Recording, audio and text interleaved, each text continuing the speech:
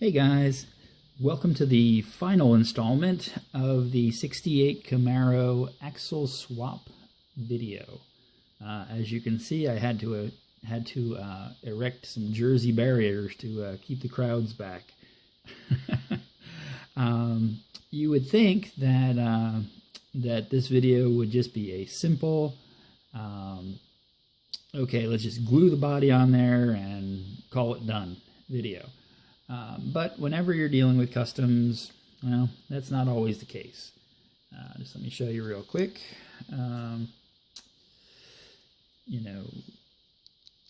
One benefit I did say about the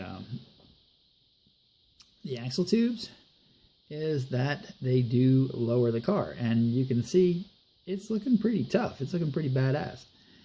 The front wheels just barely clear. You can see that they're just barely, but the rears do not. Yeah, and like I said, it's looking pretty good. You got pretty nice wheels, are nicely centered in there. But I am going to have to open up both wheel wells a little bit. Very straightforward process.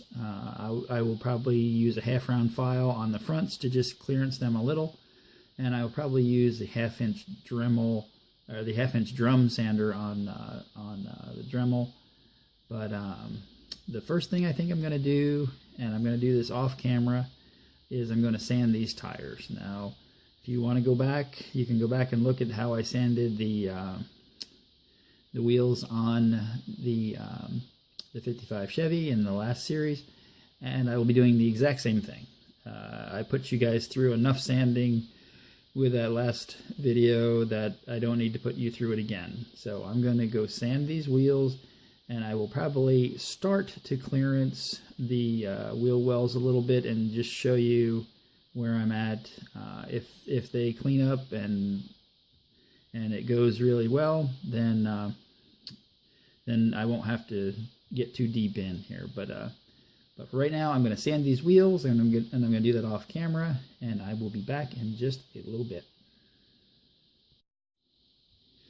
Like I said, this was supposed to be just a very quick and simple video, but as soon as I started to sand, I pulled the wheel off.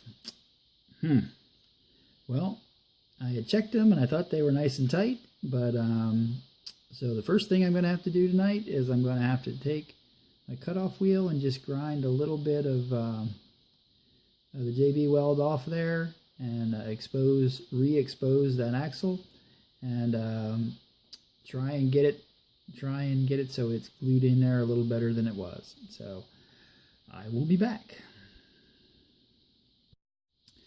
And now you can see that I just took my cutoff wheel, and I just got in there and ground away, very carefully ground away some of the JB weld, and exposed the copper tubing, and I actually opened up that hole a little bit more, so that to really nicely expose that axle.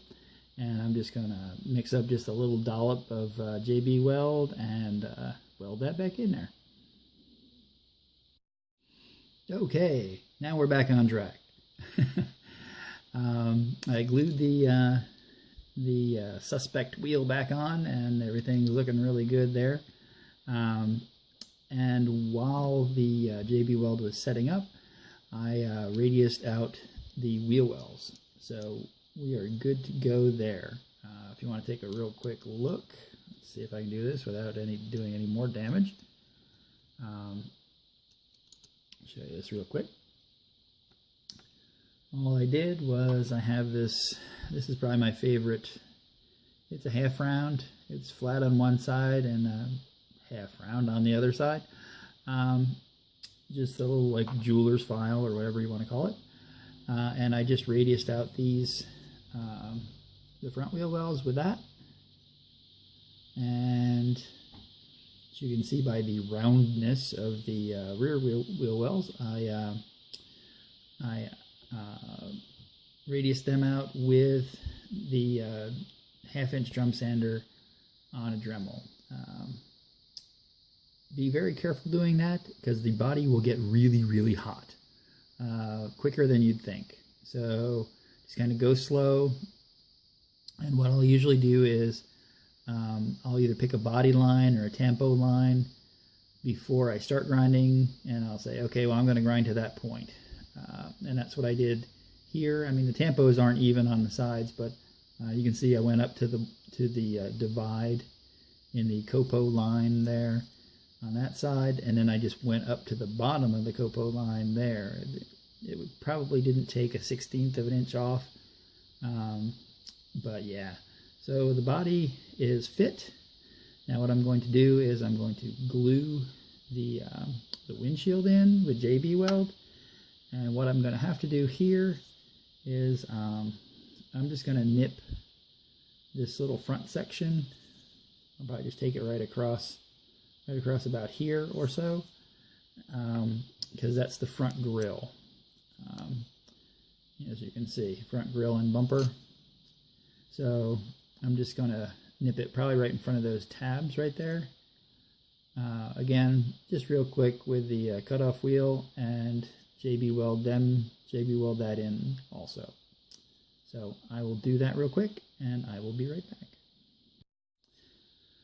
Okay, I had mixed up a lot more JB Weld than I really needed, but when it comes to gluing in grills and such, a little bit too much is better than not enough, because the front of the cars will take pretty hard hit at the end of the track. So I like to make sure the grill is in there pretty good. And I guess you could say a pro tip if you want. I had a wet paper towel here because I was getting ready to sand, and when I pushed the grill into place, I had some JB Weld just kind of ooze out a little bit right there, and I just took a wet paper towel and just made it a real nice wipe across there, and it took it off perfect. And so I'm not saying you don't necessarily have to keep a wet paper towel handy whenever you're using JB Weld, but when it comes to like gluing things onto the body, might not be a bad idea. It's kind of a handy thing to have around. So all I'm going to do now is I'm just going to set this body aside, and then I'm going to mix up some JB Weld, and I'm going to glue the weight in. And I think what I will do is I'm not going to sand the wheels tonight. In a situation like this, I can sand wheels after the car is assembled. It's not a really big deal. Or I could, once the car is put together, I could run it down the track, and it might run really, really good just as it is, and I'll leave it alone. But for tonight, since this JB Weld here isn't going to be set up really, really good until tomorrow, there's no sense sanding it and possibly pulling this wheel back out again. So what I'm going to do is I'm going to glue the weight in, and I'm probably going to glue the body on, and that will be it for the car. The car would be actually probably ready to race after that. So yeah, I'm just going to mix up some JB Weld and glue those weights in.